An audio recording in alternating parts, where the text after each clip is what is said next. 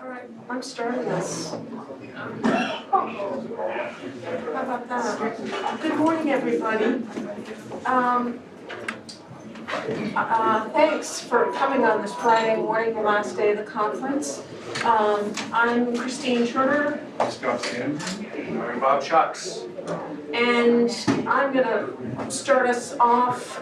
This is an overview of what we'll be speaking about today, and I'm going to weave a little bit of background about UMass Amherst collection approach to open access with how Knowledge Unlatched came to be, and then we'll talk about how our relationship developed, and from there some observations about the landscape now, and finally conclude with how we see our future path. I didn't create a slide, but I'm going to begin kind of telling you a little bit quickly about UMass Amherst. It's a Research One university. We're an ARL library. Our acquisitions budget is in the realm a little north of $9 million for acquisitions, 82% of which we spend on continuing resources. I think this is probably a familiar tale, less and less on one-time and monographic purchases. We've been fortunate over the last 5-6 years, maybe even longer, that our chancellor and provost have continued to increase our budget and our base budget by, I mean, it seems, sorry? Okay. He knows the numbers. By about 430,000 a year. So it gives us a little bit of maneuverability to invest in some new directions, and Scott will talk about that. But that's the kind of going forward and recent part. I'm going to start with the meandering part of the equation by looking back to the last 13 years when we really started our investments in open. And where we're focused on collections, I think it's fair to say that collections and infrastructure are fairly tightly woven together, as we've heard in a number of sessions through this conference. In 2006, our institutional repository went live. Our scholarly communication department was established in 2008. And we put live, we have the W.E.B. Du Bois papers and digitized those, took a couple of years. The collection went live in 2009. I don't know how widely the news has spread, but it's certainly a big deal on our campus. This year we purchased the Daniel Ellsberg's papers, very timely in this whistleblower era again, and we will digitize those and make those public. What I'm talking about now is kind of using the frame that Lorcan Dempsey coined several years ago, inside-out collections and outside-in collections, talking about our local scholarship and local special collections, unique collections that we've digitized. Those materials that we produce in one way or another at UMass Amherst and make openly available. So we started doing that, 13 years ago. We have other examples. We have a digital repository which has our other special collections that was launched in 2011. We also have a fund to offset some APCs for university authors. It's called our SOAR Fund, supporting open access research. It's not a lot of money, but it's more a gesture, really. The other side, which is more pertinent to this presentation, is the outside collections, the outside open access collections that we support. And we've been doing that for a number of years as well. And goes, I think, without saying that the OA movement began largely with articles and the STEM field. And in parallel, that's where our investments in open external or outside collections began.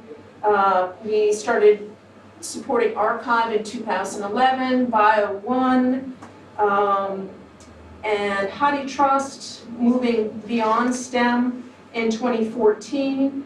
We also started our relationship with Knowledge Unlatched in 2013, 2014, moving again from STEM and article support or journal support to social sciences, humanities, and monographs.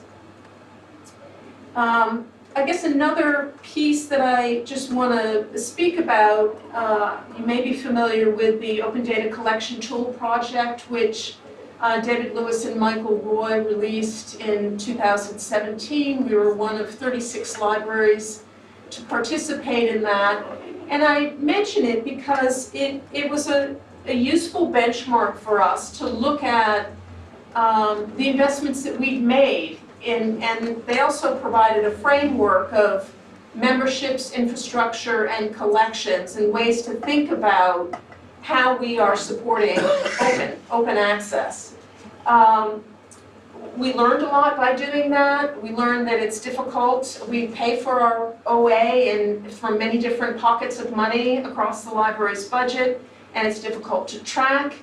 And we also learned that comparatively, we are doing pretty well. I mean, their goal was, the thesis was if every library invested 2.5% of their budget to open, there would be enough to fund the system, right? So we learned that our number came up at 4.6% of our collections budget that we invest in content, infrastructure, and these membership advocacy organizations. So again, overlap with, we're focused here on content collections, but it also relates to advocacy and memberships and infrastructure. That exercise, along with a number of others, helped us in devising our strategic plan, which covers 2019 to 2021, but we worked on in 2018. There's a link to the plan at the bottom of this slide, and it obviously covers a lot more than what I've highlighted here, but I'm highlighting on kind of open-related goals. And at the bottom are our values, stated values. These are still guiding and inspirational principles and values. We're working on applying them, implementing them. Last year, a group called the Collection Strategies Coalition was devised with the intent of really providing a strategic plan for our collections. And it's still getting its feet under it, but we have this framework, or we might say we're moving here from the meandering to the roadmap, and we have this to guide us.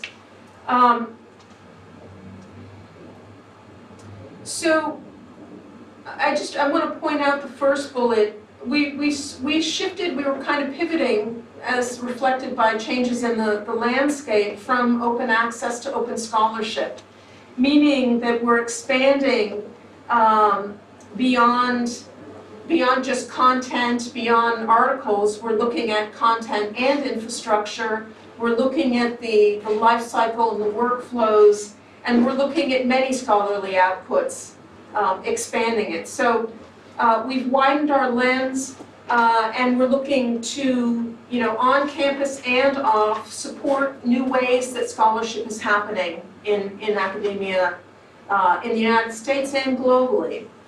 Engaging our community, and I suppose I should say that this is my thought, I think of our community as including campus researchers, vendors and publishers, students and community members. I mean, we all have roles to play. And we're trying to do this in a way that is inclusive of a number of perspectives and and determining what our mutual interests are. The meaningful assessment sounds good, and it's a lot of work, and I'm happy to say that we are in the process of hiring a new, for us, collections analyst position, and with hopes that that person can help us identify what's going on campus in terms of scholarship and open access scholarship, overlap with our subscriptions, and other content that we're buying, with the hope of honing our direction to go forward. And so with that, I will turn it over to Bob to talk about Knowledge Unlatched. We started 6 years ago. It's a very small organization. You are looking at literally the entire organization there. There, and not here. Yeah. Right. We operate internationally. It's an all-hands-on-deck kind of enterprise. If some of you have been approached by Elaine Lambert or Alexander Brown, who I work with in sales roles, it's the two women there. The Brad Pitt picture, I'm not sure where that came from, but I decided to keep it there.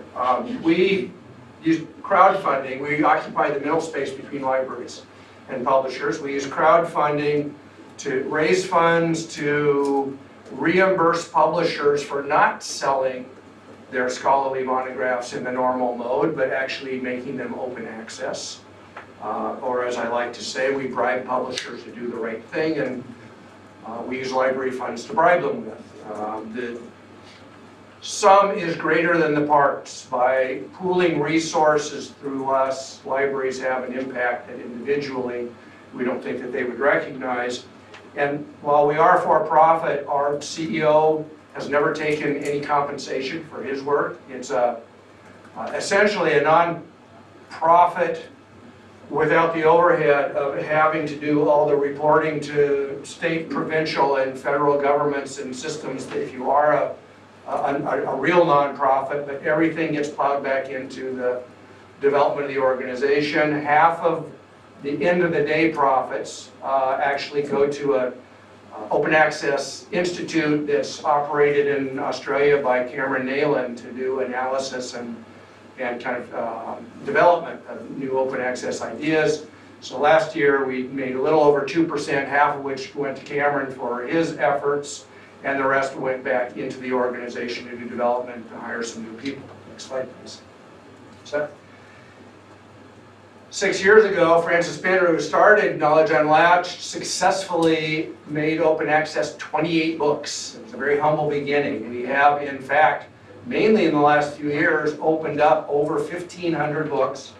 So about $100,000 worth of books that library after library after library didn't have to purchase. And if anybody, if you're surrounded by any of those naysayers who laugh up their sleeve and say, well, who reads books anyway? The fact is, just from platforms we can monitor, we know that our content that we've unlatched over these years, sometimes only within the last year or two, has been accessed and downloaded and shared more than 4 million times. So the answer is, it gets used a lot. And we are focused primarily, though not solely, on humanities and social science content. The very people who rarely have enough grant support to do basic research, let alone pay publishing fees. So we really are addressing both books and HSS books that we think there is a tremendous need for somebody to represent their interests if those interests are going to be effectively represented in the open access workspace. So we're very proud of the work that we do, and a little later we'll go into more detail about how we manage and form a relationship like the one that we've developed over the years with UMass Amherst. So I'm going to talk about the niche filled by KU at UMass Amherst. Do it from the perspective of what appeals to us about this and what appealed to us in the beginning and what still appeals to us as sort of a case study of one of the things that we put our money behind that's open. We like the idea that we're peer-reviewed, or there was editorial oversight over social science and humanities monographs at the time, and we still do subscribe to, at the time we subscribed to this, pledged to this, and continue to pledge. We also have paid money for the ACLS humanities ebooks, which are paywalled ebooks, in the social sciences and humanities, but we wanted to purchase or put money behind open books. And this was an opportunity for us to do so in the social sciences and humanities. We thought the pricing model for us, or the pricing level, was appropriate for us. It was a relatively low risk and continues to be relatively low risk a spend for us. It's sort of like the NPR model, where you get a certain number of pledges and then you go forward with publishing your books. The NPR model is they yak at you on the radio to a certain point of pledge, and then they go away to the next pledge round. So KU does that sort of thing. They go away until the next pledge round. We don't deliver a coffee cup though. We don't do something like or blankets or umbrellas and so forth. We like the idea that it was an aggregate of multiple publisher offerings. And we like the idea that it was a mix of university press and commercial publishers who were behind this. And just to give you an example of some of those publishers, and I just picked these randomly, not because I have any strong feelings one way or the other, but University of Michigan Press, University of Toronto Press, MIT Press, Brill, De Gruyter, Rutledge, and so forth are all part of this enterprise.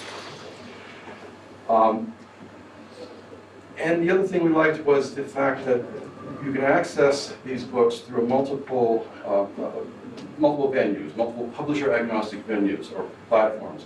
OAPN serves them up. The Directory of Open Access Books points to them. HathiTrust, they're on HathiTrust. JSTOR has them loaded on their platform, and they're discoverable there. You can do a Google search, etc., to find these. They're not as easy to find through a Google search, and it's less difficult to find them if you know a particular title. And I just want to go back really quickly. It's okay for this slide here, but in terms of reasonably priced, what do I mean by that? For us, over the period of time that we've pledged, and we've been doing so since the first pledge, each successive pledge, the cost per book for us at UMass Amherst has been $40.50. It's a bargain, I think. When I look at the 2018-2019 new book price and output report that Gobi puts out every year, and this is located on their website, the average overall cloth-bound book, according to them, these are books that they've previewed, profiled in the Gobi system, is $93.29. The average cost of an ebook profiled is $142.72. So by comparison, we're getting a pretty good deal for these books. I just wanted to show just what the OAPN platform looks like. If you're not familiar with it, what the book looks like here. I think this is the University of Virginia published book that's available here. I got this through, we load MARC records into our Aleph catalog, and they're served up through our EDS discovery system. Unfortunately, they're ranked on our system a little bit differently because, and I'll get to this later, but the way we rank things depends, that determines where people actually go to find these books. And this is a timeline of our support of the KU Select titles since the pilot. As I said, October of 2013, Lyrasis sent out a message saying that there's this enterprise called KU. They're trying to publish 28 books, and the method of paying for this will be a pledge method. And if we can get 200 people or 200 enterprises to give money, then they can go forward with publishing those books. In February of 2014, UMass Amherst anteed up and paid. We thought it was a good idea. And not long after that, in February, it was announced that the Lyrasis and KU announced that they exceeded the 200 pledges and they could go forward with making these books. And each successive round they've met the pledge levels, and they've gone forward with the books.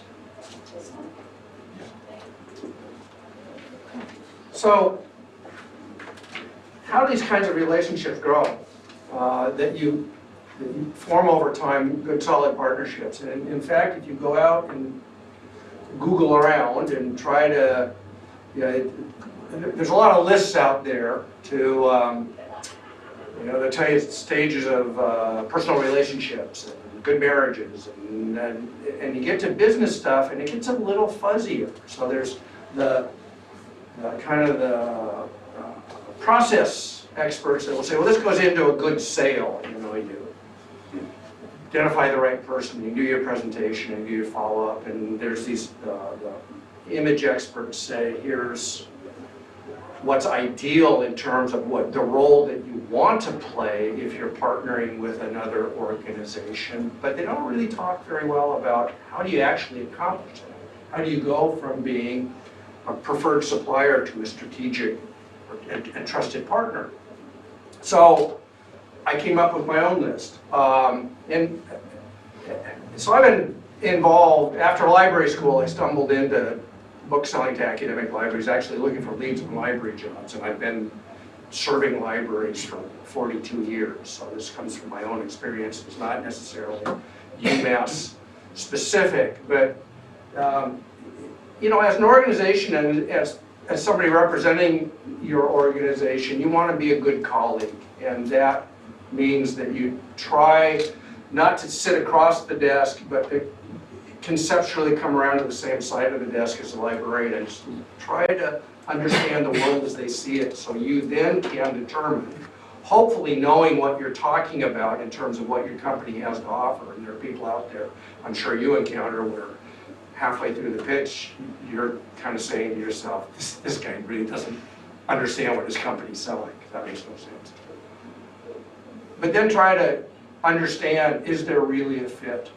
And I think that's incredibly important, that if you're going to allow me into your office, either literally or figuratively, more than once, each time you have to know that I am being honest in the way I'm conducting my business. So I take my car to the guy who 20 years ago said, you don't need a tune-up, just let me tweak this and come back in a year and I'll tune up your car.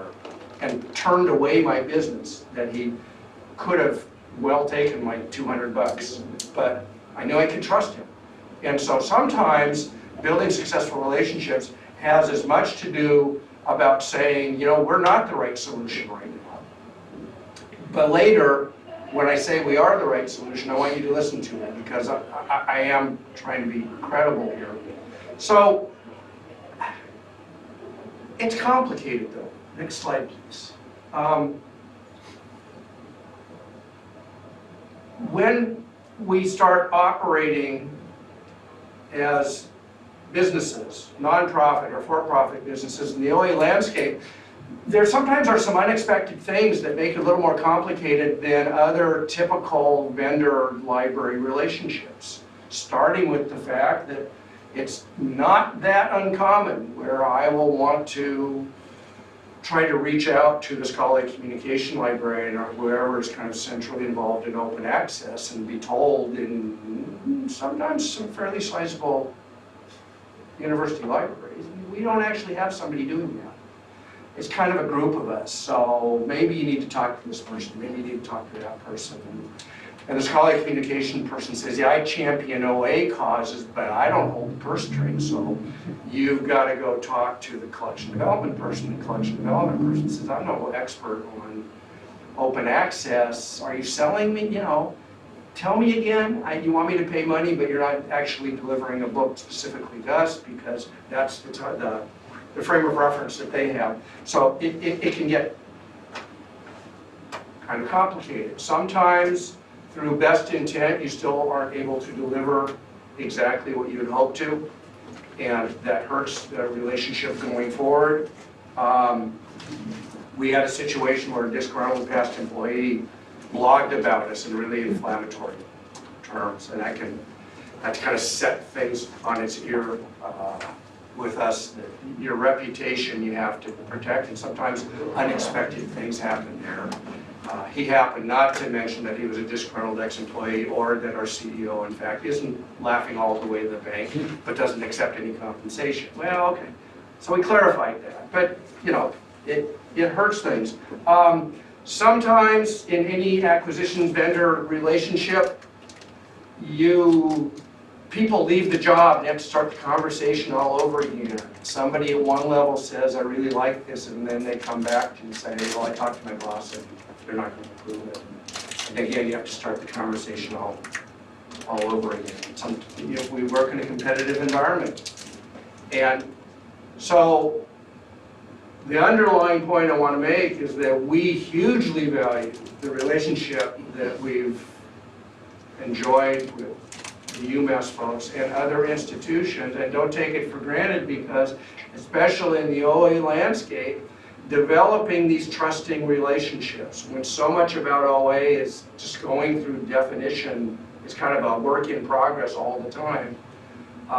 It doesn't happen by accident. So we're grateful for these folks for what they've invested, and I'm proud to be now part of an organization that's invested on its side to make it work too. And it's, when we can make it work, it's exciting, because at the end of the day, we get to open up more books. It's for the good of the whole world, and it makes it a worthwhile enterprise. So assessment of our KU plan and going forward. We want to make sure that the money we're spending is spent wisely, and we try to be intentional about how we spend our money. When we look at the KU books that we select, we want to make sure that they are relevant to the collection, relevant to the curriculum, and that they'll be used. And it's always hard to know what kind of use is gotten, but we can at least see that there is some sort of use being had. We want to. So what we do is we've been monitoring local UMass usage, and I couch that in terms of downloads, so book downloads and chapter downloads. We are interested in the worldwide stats. Those are 4 million plus uses, which include downloads, not entirely downloads, but include views, searches, and other means of interacting with the KU knowledge base. And we also want to, and this is a quote, establish measures for assessing impact of OA publishing. And this is something Bob doesn't know yet, but this quote came out of a report or a summary of a meeting that happened at MIT back in April. It was called the Open Access and Anthropology Workshop. And in that report, or actually at that meeting, were about 70 editors, funders, I'm going to read this, publishers, scholarly communication services representatives, which I assume are librarians mostly, society representatives, and they all gave their perspectives on moving forward in the OA journal realm and how that might look and how that might continue to evolve. One of the things that they reported out, which I sort of took and adjusted a little bit, was how to measure what's happening. And so we want to do things, and this we would be relying on both Lyrasis and KU for these numbers. But we'd like them to report out year-over-year pledges. At UMass, like I said, we've been doing it since the beginning. We continue to do it. I don't anticipate not doing it in the future, as long as the money holds and it's relevant and so forth. The number of pledges, new pledges would be interesting to know. Things like changes in readership, geography, as you saw, those 4 million uses don't just come from North America and Europe, they come from all over the world. And maybe inject some sort of interactive polling to find out what people's non-personally identifiable information, but get occupation, intent that the person had, maybe an age range, but something that's not some sort of set of data to know who's reading these books. And then monitor manuscript submissions, acceptances, changes in editorial oversight, and peer review oversight, and impact factors through alternative metrics such as citations, blogs, reviews, and mentions in social media.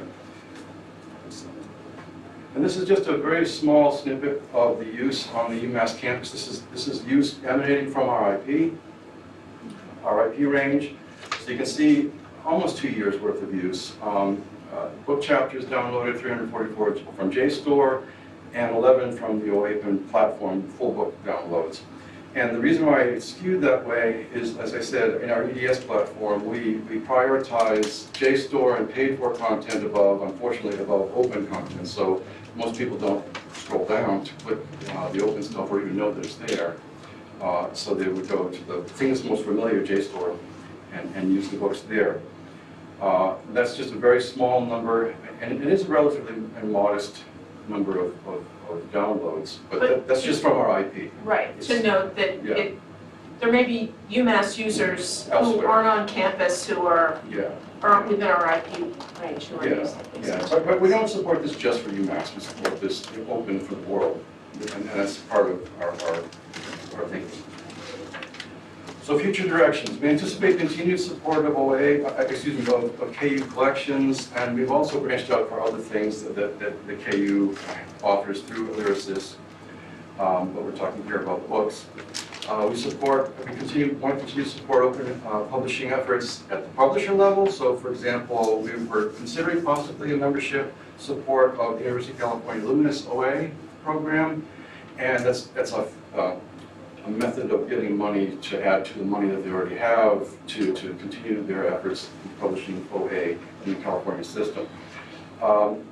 We also want to support, as we always have, hybrid approaches to publishing, where publishers do a mix of open and paywall stuff. I was looking at the University of Michigan's page for publishing, and it was appealing and interesting to see that they make it pretty prominent that they offer publishing contracts to authors that include the option for going open. It's not just for paid content. And we anticipate supporting publisher-agnostic book platforms, and one in which we're considering a membership to in the near future. I put a proposal in to do it. It's modestly priced. Is the Directory of Open Access Books membership through OAPN. And I think we would be one of the very first libraries in North America to pledge that support, from what I understand. And just one last thing, just to talk about budget and to talk about this roadmap that we're trying to create. We have been very, very lucky at UMass Amherst campus. It's not uncommon to hear people experiencing massive cuts in budgets and at best keeping their budgets flat. While our campus has had flat budgets for years and years on average, our chancellor has made a commitment. He's been there, I don't know, close to 10 years, I think 7 years maybe. He's been there quite a while. For the past 6 or so years, he's made a commitment to the libraries to help us offset inflationary costs by infusing to our base budget $430,000 a year, year over year, and he's done it again this year for fiscal 20. So some of that money has, of course, covered some of the inflationary things for our continuing resources. But in addition to that, what we've done over the same period of time, even longer really, is we've strategically tried to cancel things to free up that money to put toward other endeavors, including open access endeavors. And we try to be intentional about that. So for you that may not have the budgets, if you're able to at least look at what you already get, make sure it's still relevant, make sure it's still affordable. If it's not, repurpose those monies. That's my plea there. So now there. I'm sure we have some time We do. for discussion. So, questions, please talk with us about your experiences and your own observations. I have a question that's more related to the cataloging because I'm a cataloger, but we, University of South Florida, running Florida, we've been there since the beginning. I remember those 28 books, loading those. So as the cataloger, that's one of the things that we noticed that through the years, as you built up, we noticed that you'll have a certain amount and we can get that, but we have to keep going back to trying to find out that, you'll say like, I don't know, 100 or 214 pledge, and so you think, okay, so that means we gotta get like 114 records. We started out, we were getting the records directly from your site. And some of the other universities in the state, we're trying to coordinate that now because of the way our catalog is set up. Some of our other universities in the state, we're getting the records from mostly LC, so we're trying to decide which way is the thing. So I'd ask what Amherst does on that. Have there been any problems with the records, delays with the records? Do you get them all at once, or just as it comes out? I don't do that, so I'm not 100% sure, but we do go retrieve these records, and we're intentional about doing that. We have people dedicated to that purpose of loading these into our catalog. Because they're open, we load them into a shared catalog or shared part of the catalog because we're part of the 5-college consortium in Massachusetts. And so if, are the other ones in that? The other 5, or are you representing all 5? No, I think there are a couple of them also participating in the KU. I don't know who off the top of my head, I don't know how many Right. colleges did. I just wondering, how do they like coordinate it? Is it like one person just decides the load for Yes. everybody, or one Yes. institution? Yes, UMass, since we're the 800-pound gorilla, we do a lot of the heavy lifting. Okay. And in that case, yeah, we do a lot of loading of those records to make them visible through our catalog. And we do that for everything we put our money behind. I mean, you can't catalog the web, you can't support everything, you can't put everything in your catalog to point to it, but anything we put our money behind, we represented in the discovery system. So I can offer a thought there. So one of the realities that we live with is that when we have different collections, different offerings, and some of these involve books that have been identified, but the publication process has not been completed yet. So that when we unlatch, so last year within the HSS collection, we were able to unlatch around 300 books. Well, it doesn't mean on January 1, 2019, all 300 of them were published and available. So as they come out, we start out with the publisher metadata, which we all know can be incredibly inconsistent. Some publishers invest some thought and effort into it, others don't really get metadata and the purpose. We then, unlike what we used to do in the past, rather than just living with that, we then go to OCLC and try to overlay the publisher records with something that's more authoritative. And at that point, anybody can go to the Knowledge Unlatched site and download those records, but sometimes there is a time lag between the closing of the pledging cycle and the declaration of victory and the actual delivery of both books and the associated metadata. And we know that going back a few years is before my time. We weren't attending to that issue as thoroughly as we are now. And again, one of the things that we benefited from the partnership with libraries is we got informed loud and clear that it's an area that we needed to improve.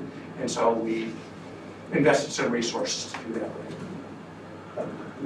I'm just curious, for state institutions especially, since this is a pledge and not really a purchase, are you finding that you tend to use endowment funds rather than state funds? No, you Okay. use the allocated You funds. use state funds for it? Yes, yeah, and I don't know if the word pledge is a state's. Or we get invoices. Yeah, we just get an invoice from Lyricist and we pay the bill. Yeah. So we treat it as a normal invoice.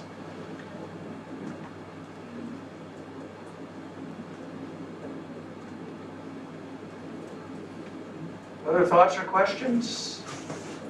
Well, Safe travels. yeah, thank you. Thank you all for coming, we appreciate it.